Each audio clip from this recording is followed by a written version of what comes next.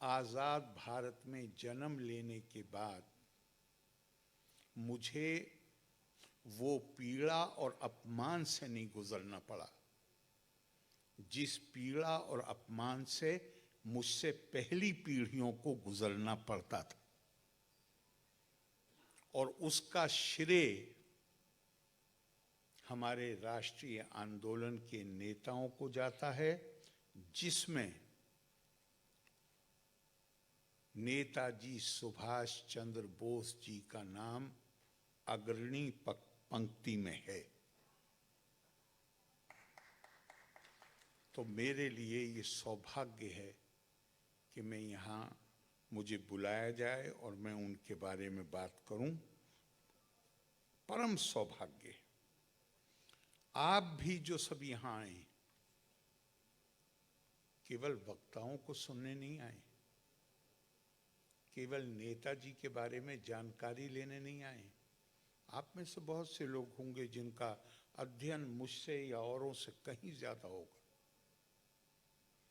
आपका यहाँ इकट्ठा होना भी उसी भावना का प्रतीक है।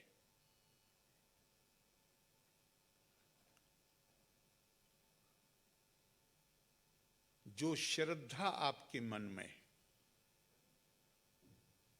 जो आप उस संघर्ष को महत्व देते हैं जिसमें हमसे पहले वालों ने अपनी जान और अपने सर की बाजी लगा दी।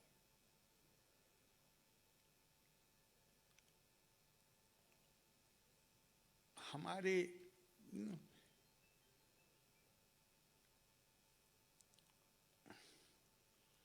ये जो काल चक्र है, ये कुछ ऐसा है, आप बड़े से कोई बड़े से बड़ी मानवीय इतिहास पर नजर डालिए, बड़ी से बड़ी कोई उपलब्धि कर लीजिए, लेकिन अगर आने वाली नस्लें उस उपलब्धि को प्राप्त करने के लिए जो संघर्ष किया गया, अगर उससे परिचित नहीं है तो उनकी ये क्षमता खत्म हो जाती है कि वो उस उपलब्धि को बचा के रख सके या अपनी उस विरासत को आगे बढ़ा सके। बड़ा खूब आपने चूंकि शेर पढ़े तो मुझे भी एक शेर याद आ गया। जो कौम भुला देती है तारीख को अपनी, उस कौम का जोग्राफिया बाकी नहीं रहता।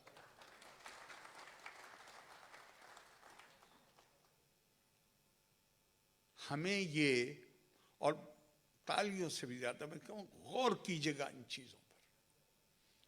तो आपने जो टॉपिक रखा है और युवा सरोकार, सबसे ज्यादा सरोकार तो युवा पीढ़ी का ही है।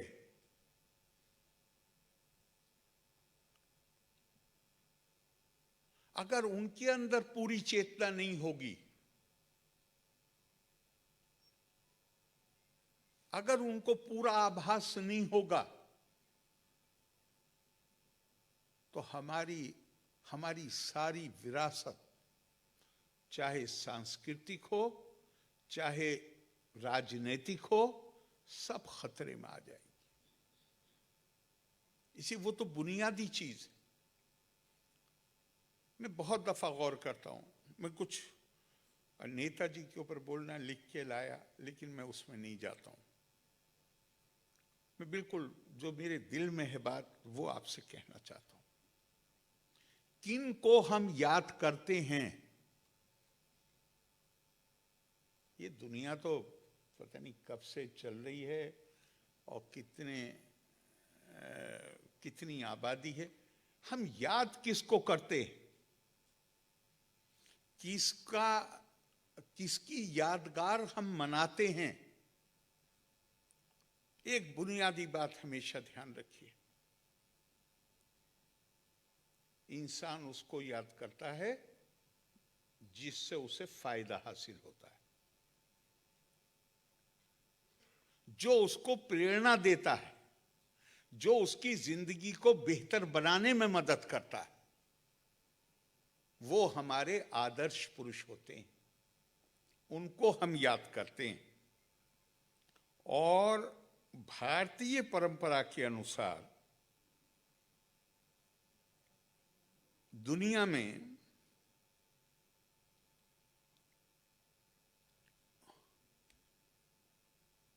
बल्कि यहां में स्वामी विवेकानंद ने एक बात कही है, वो दोहराना चाहूंगा।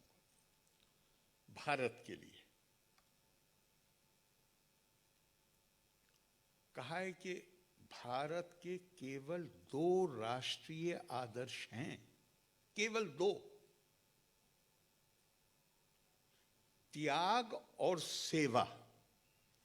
India has only 2 national ideals, renunciation and service. Intensify her in these 2 channels, the rest will take care of itself. इसको अपने लोगों को इन 2 आदर्शों के प्रति उनकी चेतना पैदा कर दीजिए, घनीभूत कर दीजिए, बाकी सारी चीजें खुद ब खुद ठीक हो जाएंगी, कोई जरूरत ही नहीं रहेगी किसी चीज की। त्याग और सेवा।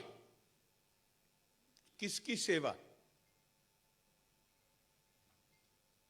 त्याग क्यों?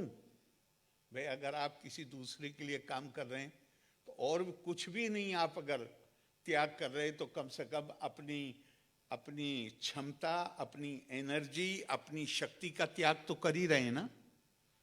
वो कुल मिला के एक ही चीज है, किसकी सेवा? दुनिया की सारी सभ्यताओं में ये कल्पना मौजूद है, चैरिटी है, दूसरे की सेवा। लेकिन हमारे यहां एक फर्क है, और ये मैं किसी दंभ के साथ नहीं कह रहा हूं, विनम्रता के साथ कह रहा हूं। इसमें जरा सा भी ये नहीं है जब मैं बोल रहा हूं कि हम बेहतर हैं ना, बहुत मैं विनम्रता से कह रहा हूं। पूरी दुनिया में इंसान अकेले जिंदगी नहीं गुजार सकता, समाज की आवश्यकता होती है उसको। समाज को संगठित करने के लिए पूरी दुनिया में कुछ आधार, किसी आधार पर उनको संगठित किया गया। किन आधारों पर संगठित किया गया? सबसे पहले नस्ल। हमारे यहां उसके लिए एक शब्द प्रयोग हुआ है, वर्ण, जिसका मतलब खाल का रंग भी हो सकता है, जिसका मतलब रेस भी हो सकता है। लैंग्वेज, भाषा, धार्मिक आस्था। अब अगर आप एक रंग के आधार पर, नस्ल के आधार पर समाज को संगठित करते, जो अब से लगभग 200 साल पहले तक दुनिया में यही सिद्धांत के आधार पर दुनिया चल रही थी। अगर आप एक रेस, नस्ल के आधार पर करते हैं तो बाकी नस्ल वाले उससे बाहर हो जाएंगे या नहीं हो जाएंगे? अगर आपने भाषा के आधार पर संगठित किया तो जो दूसरी भाषा बोलने वाले हैं वो उससे बाहर हो जाएंगे। अगर आपने धार्मिक आस्था की समानता के आधार पर समाज को संगठित किया तो जिनके तरीके, जिनकी आस्था तो एक में ही है, लेकिन उस आस्था की अभिव्यक्ति के तरीके अलग हैं, तो फिर वो अलग हो जाएंगे। ऐसे ही दुनिया चल रही थी। और 200 साल भी जब मैं कहता हूं तो मैं बढ़ा के कह रहा हूं। लेकिन जब यूरोप में स्टेट और चर्च का संघर्ष हुआ, उसी वक्त ये शब्द सेकुलरिज्म भी कॉइन हुआ। दुनिया उस वक्त से बदलनी शुरू हुई और आज दुनिया में विविधता सब जगह स्वीकार्य है। बल्कि विविधता के बगैर आज काम नहीं चलता। भारत प्राचीनतम सभ्यताओं में एक, हमसे पुरानी सभ्यताएं थीं, लेकिन वो प्राचीन सभ्यताएं आज इतिहासकारों, आर्कियोलॉजिस्ट, एंथ्रोपोलॉजिस्ट के अध्ययन का विषय है। क्यों? क्योंकि जो भौगोलिक क्षेत्र है वो वही है, इजिप्ट का, ग्रीस का, लेकिन जो उनकी पुरानी संस्कृति थी उसका अध्ययन किया जा रहा है, क्योंकि आज वो उनके जीवन में उस तरह मौजूद नहीं। भारत की विशेषता ये है कि भारत में कंटिन्यूटी, निरंतरता जूं की तूं बनी हुई है।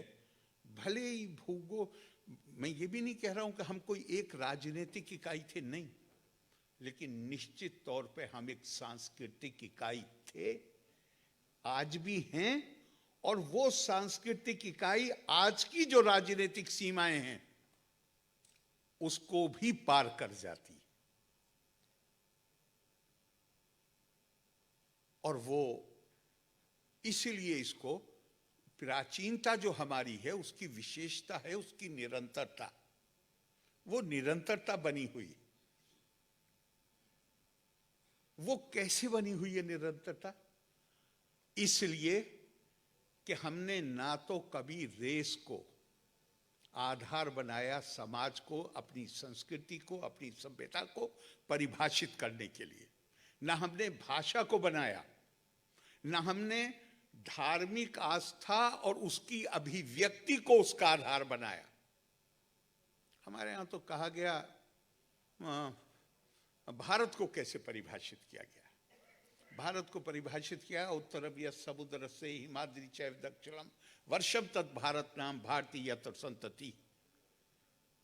हिमालय, समुद्र, बीच का भूभाग भारत, यहाँ के रहने वाले भारत के बच्चे, आज आप उन्हें नागरिक कहिए। और ये कौन लोग हैं? कहा भारतेषु स्त्रिया पुरुषो नाना वर्णा प्रकृतिते नाना देव अर्चने युक्ता नाना कर्माणि कुर्वते। भारत की स्त्रिया पुरुष, ये अलग अलग नस्लों से इनका संबंध। आप उसे नस्ल कहिए, चाहे उनकी खालों के रंग कहिए, ये अलग अलग देवों की अर्चना करते हैं, इनके रस्मों रिवाज अलग अलग हैं। लेकिन जबलपुर में हिंदी बोलने वाला, चल के मैं आपसे कहता हूं केरला आ जाइए। केरला में तो खैर आपको हिंदी जानने वाले बहुत मिल जाएंगे। आप तमिलनाडु आइए जहां कई लोग जानते हुए भी नहीं बोलते हैं। आप आ जाइए, बगैर भाषा को समझे आप एकता का आभास करेंगे कि कोई चीज है, कोई डोर है जो हम सबको बांधती है, एक जगह बांधती है हमें। और उसका आधार क्या है?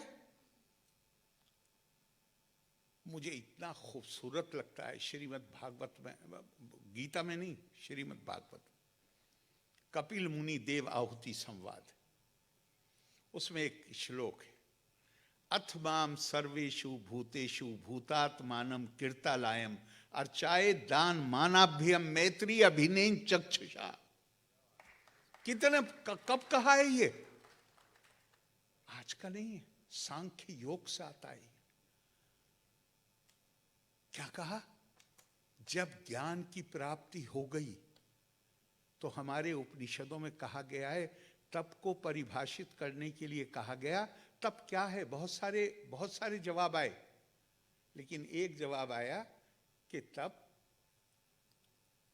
100 अध्याय और प्रवचन, ज्ञान की प्राप्ति और उस ज्ञान को दूसरों को तक पहुंचाना, ये तप है। तो जब कपिल मुनि को ज्ञान प्राप्त हो गया तो अब भूख जागी कि इसको ज्ञान को किसको पहुंचाऊं। आसपास कोई था ही नहीं, मां बैठी हुई थी, थोड़ी दूरी पे मां को कहा सामने आके बैठो। और वो लंबा संवाद है, लेकिन क्या जरा इसकी ताकत, इस श्लोक के शब्दों पे जरा गौर कीजिएगा। अथ माम सर्वेषु भूतेषु, हर किसी को इस तरह मैं हर किसी के अंदर निवास करता हूं और हर किसी को ऐसे देखो जो जैसे मेरा मंदिर है, वो भूतात्मानम कीर्तलायम, उसी आदर की दृष्टि से। अर्चाए दान मानाभ्यम, हमारे यहाँ बहुत से लोग दान को, जैसे धर्म को रिलीजन कर दिया है, इसी तरह दान को चैरिटी कर दिया है। चैरिटी दूसरे को दी जाती है, जिसे आप दूसरा समझ रहे हैं। दान, आपके पास जो कुछ ईश्वरीय कृपा है उसको दूसरे से साझा करने को दान कहते हैं। दूसरे को नहीं दिया जाता। दूसरे का, ये दुनिया की अकेली संस्कृति है जिसमें दूसरे की कल्पना नहीं है। क्यों नहीं है दूसरे की कल्पना? अहम ब्रह्मास्मि तत्त्वमसि, जो ब्रह्मा मेरे अंदर निवास करता है वही तुम्हारे अंदर निवास करता है। दूसरा कौन है? पूरी दुनिया की संस्कृतियों में दूसरे की कल्पना है। और मैं दोहरा रहा हूं, हरगिज गलती मत समझिएगा कि मैं कह रहा हूं हम बड़े हैं दूसरे छोटे हैं, हरगिज नहीं। दूसरे की कल्पना है, लेकिन दूसरे के साथ अच्छा व्यवहार करने की बात की गई। हमारे यहां तो अल्टीमेटली बताया है कि जिसे तुम दूसरा समझ रहे हो वो दूसरा नहीं है, वो आत्मा के बंधन में तुम्हारे साथ बंधा हुआ है। आज तुम जो कुछ भी हो, तुम्हें नहीं पता कल पिछले जन्म में तुम क्या थे और अगले जन्म में तुम क्या हो जाओगे। तो जब मुझे पता ही नहीं है, क्या संभव नहीं है क्या अगले जन्म में मैं आपके किसी के घर में पैदा हो जाऊं? मुझसे तो कम से कम पूछ के फैसला नहीं हुआ कि मैं किस घर में पैदा हूं। किसी से हुआ हो तो अलग बात, मुझसे पूछ के नहीं हुआ। और मेरी सांस्कृतिक विरासत मुझे ये बताती है, बल्कि मुझे अगर सही याद आ रहा है तो पंचतंत्र में है कि भाई मैं चाहे सूत हूं चाहे सूत पुत्र हूं, मैं कहां पैदा हुआ इस पर मेरा कोई अधिकार नहीं, लेकिन पैदा होने के बाद में क्या करता हूं इस पर मेरा पूरा अधिकार।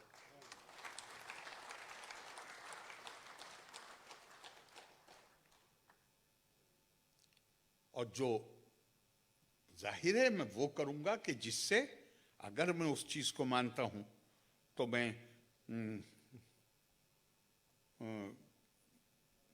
जिसको कहा गया कि हर कोई आप कोई नौकरी कर रहे हैं तो आप अपने कैरियर, आप अपने प्रोस्पेक्ट्स इंप्रूव करने के लिए काम करते हैं ना, तो मैं वो करूंगा।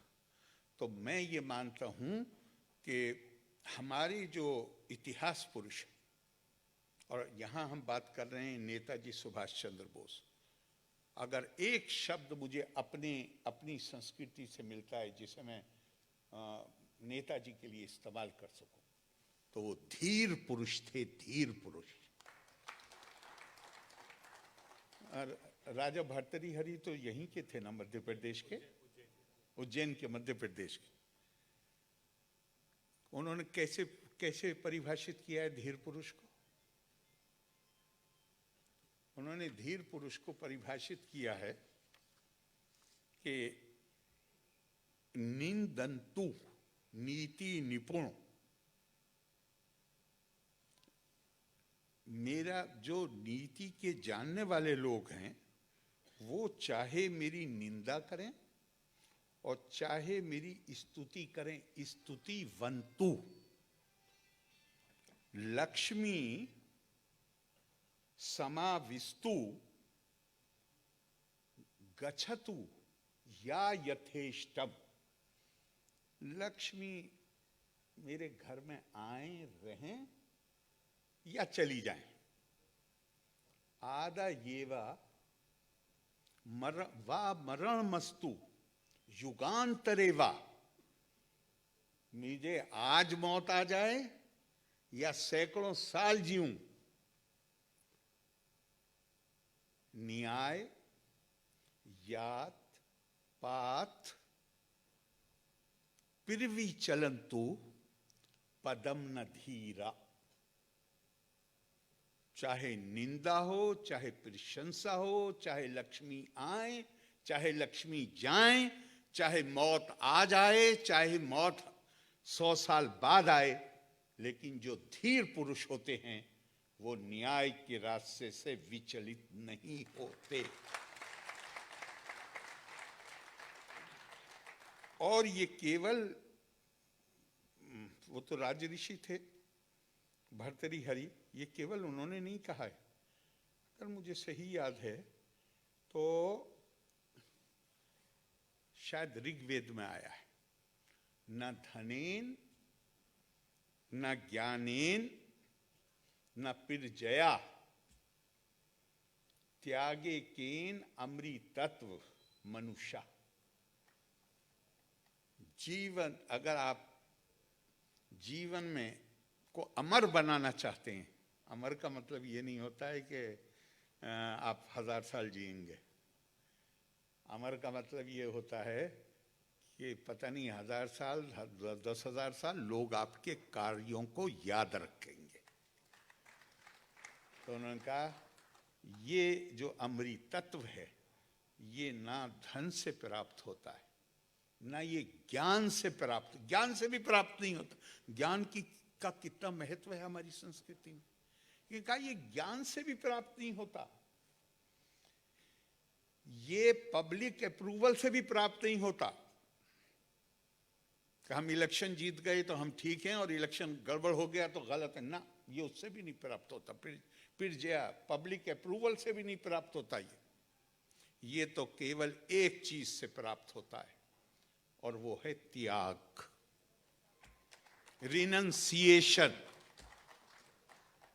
हमारे देश में ऐसे महापुरुषों की कमी नहीं, लेकिन उन महापुरुषों में हमारे नेताजी सुभाष चंद्र बोस जी चमकता हुआ सितारा। उन्होंने जो त्याग की मिसालें कायम करी, मैं आपको एक इससे मिलती जुलती एक कुरान की एक आयत का हिस्सा बताता हूं। ऐसी खूबसूरत मिसाल दी है एक आयत में, 2 उदाहरण दिए। सैलाब आता है, सैलाब में पानी आया, आप देखेंगे पानी जब ज्यादा होता है उसके ऊपर झाग आ जाते हैं, झाग होते हैं ना, फ्रॉथ। इसी तरह स्वर्णकार होता है, वो जब गहने बनाता है और स्वर्ण को वो पिघलाता है तो कभी मैंने देखा है, कभी देखा हो आपने, तो उसके ऊपर भी झाग आ जाते हैं।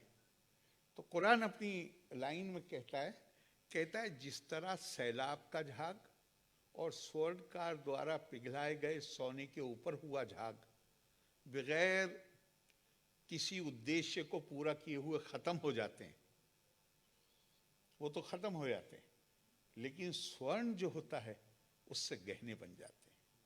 पानी जो होता है झाग के नीचे वो जमीन को सरसब्ज कर देता है, उर्वरक बना देता है। तो इसी तरह कहा कोई भी व्यक्ति जो ऐसे काम करता है जो इंसानों को फायदा पहुंचाते हैं, जो मानव मात्र के लिए लाभकारी हैं, हम उन्हें लंबी जिंदगी अता करते, लंबी जिंदगी देते। वही बात कि लंबी जिंदगी का मतलब 500 साल की उम्र नहीं है, बल्कि पता नहीं कब तक आपके काम याद किए जाएंगे। तो मैं तो ये मानता हूं, मैंने टाइम ज्यादा ले लिया ऑलरेडी जी, ऑलरेडी ज्यादा ले लिया है। गलत बात है वो कि मैं ज्यादा बोलता चला जाऊं। तो जो चीज इंसानों को, और मैं यहां नहीं कह रहा हूं आपसे, मैं बहुत जगह बोल रहा हूं, खास तौर से हमारे मुस्लिम भाई जहां होते हैं, मैं कहा इस आयत में ये नहीं आया है कि जो मुसलमानों को फायदा पहुंचाएगा। इसमें जो इंसानों को मानव मात्र के लिए लाभकारी होगा उसको हम जमीन में जिंदा रखते हैं। स्वामी विवेकानंद ने एक लाइन में, और मैं बार बार स्वामी विवेकानंद का नाम इसलिए ले रहा हूं कि नेताजी के जीवन के ऊपर अगर सबसे ज्यादा किसी का प्रभाव था, बल्कि एक बंगाली राइटर हैं, उन्होंने स्वामी विवेकानंद, उन्होंने नेताजी को स्वामी विवेकानंद का मानस पुत्र कहा है। मुझे नाम याद नहीं आ रहा है उनका जो, तो मैं बार बार स्वामी विवेकानंद का नाम इसीलिए ले रहा हूं कि नेताजी के व्यक्तित्व के निर्माण में स्वामी जी और उनके गुरु परमहंस रामकृष्णा, उनकी जो शिक्षाएं थी उन्होंने उनके ऊपर बहुत ज्यादा असर डाला था। और स्वामी विवेकानंद जी ने एक वाक्य में, ये तो क्या जबरदस्त बात है। हम बहुत दफा सोचते हैं कि यार ये तो बड़े लोग थे, इनके अंदर तो कुछ विशेषता थी, इनकी तो विशेष उपलब्धियां हैं, लेकिन स्वामी विवेकानंद ने तो हद कर दी। क्या कह दिया तुम्हारे अंदर अगर लेश मात्र भी, थोड़ी सी भी निस्वार्थता आ जाए, निस्वार्थ हो जाओ, अगर थोड़ा, वो ये नहीं कह रहे 100% निस्वार्थ हो जाओ, कह रहे अगर थोड़ी सी भी निस्वार्थता आ जाएगी तुम्हारे अंदर, तो उससे तुम्हें 100 हाथियों का बल प्राप्त हो जाएगा।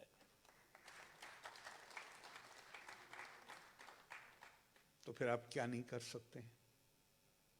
और एक कदम अगर बढ़ाया और थोड़ी सी भी निस्वार्थता अपने अंदर पैदा कर ली और उससे 100 हाथियों का बल आ गया और आप फिर कुछ करने में कामयाब हो गए, तो कामयाबी पे तो पैर आगे की ही तरफ उठते। वो हमारे लिए नेताजी सुभाष चंद्र बोस जी बहुत बहुत, मैं तो समझता हूँ कि पूरा राष्ट्र, हम में से हर कोई, हम जितनी अपनी कृतज्ञता व्यक्त करें वो कम।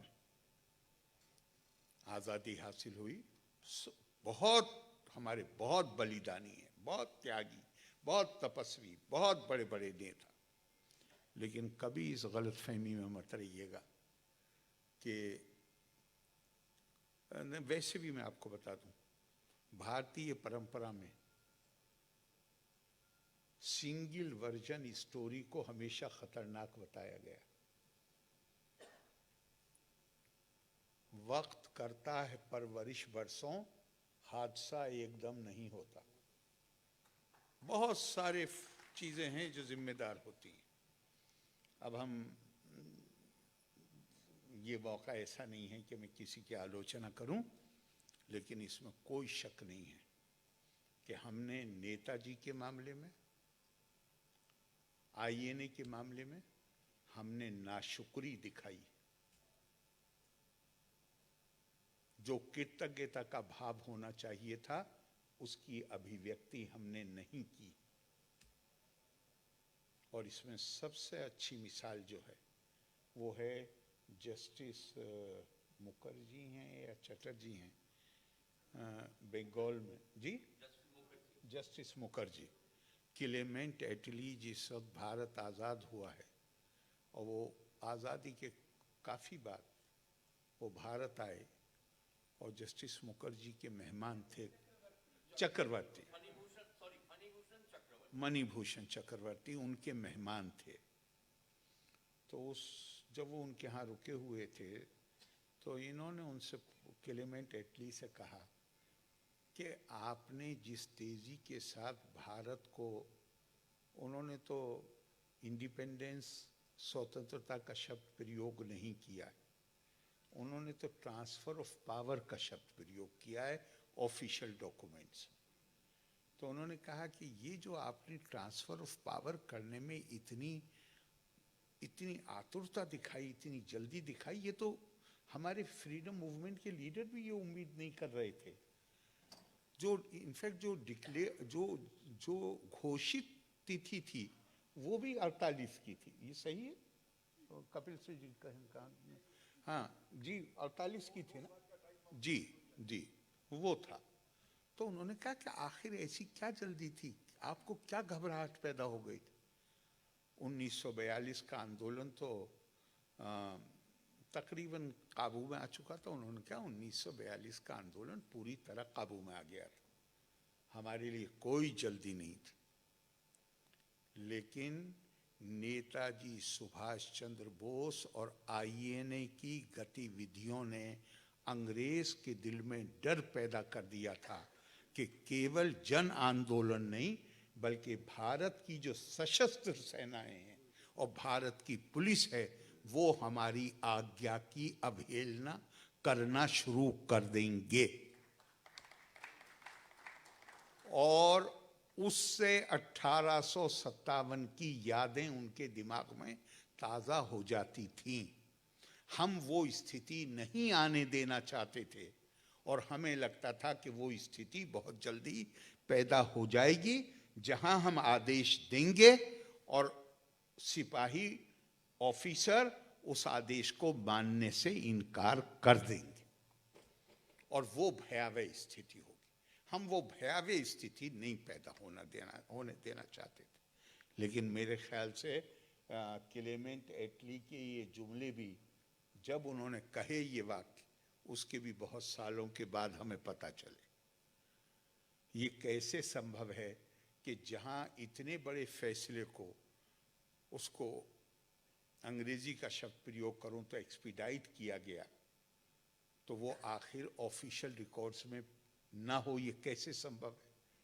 लेकिन जैसा मैंने पहले कहा हमने नाशुक्री दिखाई है नेताजी के प्रति, हमने नाशुक्री दिखाई है आईएनए के प्रति, इन देश भक्तों के प्रति। ये जिनकी मैंने पहले ही कहा मैं सिंगल वर्जन नहीं मानता हूँ। मैं मानता हूँ कि जो हमारा आंदोलन था उसकी बहुत बड़ी भूमिका थी लेकिन उसमें शायद और देर लगती।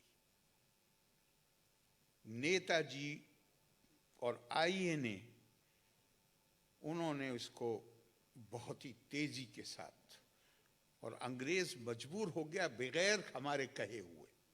हम तो उम्मीद कर रहे थे 48, 48, 49 तब तक अब हालात ऐसे हो गए सेकेंड वर्ल्ड वॉर के बाद कि हमारी स्वतंत्रता मिल जाएगी। लेकिन वो जितनी संभव हो जल्दी संभव हो उतनी जल्दी भारत छोड़ के जाना चाहते थे और वो अगस्त 1947 में भारत छोड़ के चले गए। इसमें नेताजी का जो योगदान है वो अभूतपूर्व है। ऐसे नेताजी की स्मृति में मैं अपने श्रद्धा सुमन अर्पित करता हूं और ख़ास तौर से नौजवानों से कहता हूं हमें हमारे इतिहास की हमारी परंपराओं की जानकारी होनी चाहिए। और मैं जितना पढ़ता हूं उतना मैं मानता हूं कि अगर हमें 5-10% भी आभास हो जाए अपनी परंपराओं का, और लंबी गुलामी के समय में कहीं हीन भावना आ गई जहां हमने अरे आज दुनिया हमारे रास्ते पे चल रही है, दुनिया में कहीं विविधता स्वीकार्य नहीं थी। ये भारत ने कहा कि हम विविधता को टॉलरेट नहीं। स्वामी विवेकानंद कह रहे हैं कि when anybody uses word tolerance I feel like he is uttering blasphemy. मुझे ऐसे लगता है जैसे ये आदमी ईश निंदा, ये होता कौन है कि ये आदमी मुझे ये बताने की कोशिश कर रहा है कि क्योंकि इसका आचार ये अच्छा आदमी है तो इसके कारण मैं अपना जो मुझे आज़ादियां हैं अंतःकरण की अपने तरीके से मानने की किसी चीज़ को उस पर उसके मुताबिक आचार करने की आपकी मेहरबानी से है। कई ब्लास्फेमी है। भारतीय संस्कृति टॉलरेट नहीं करती। भारतीय संस्कृति सम्मान करती है विविधता का और स्वीकार करती है विविधता को। एकम सद विप्रा बहुधा वदंती, हम सब रास्तों को सच मानते। अब स्वामी विवेकानंद का शिकागो का भाषण, उसका मुख्य बिंदु क्या है? रुचि नाम वैचित्रिया दीर्घ कुटिल नाना पज्यशाम।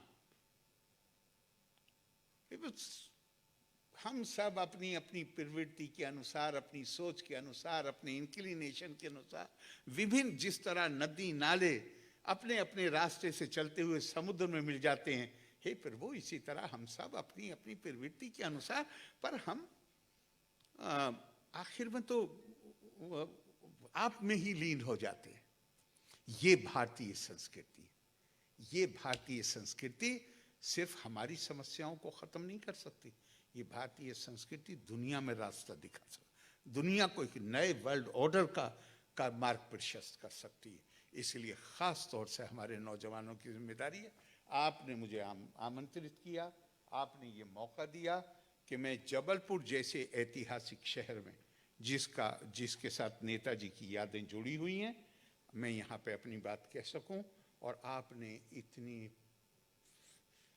पेशेंस से मुझे सुना, उसके लिए आपका बहुत बहुत धन्यवाद। जय हिंद, जय भारत।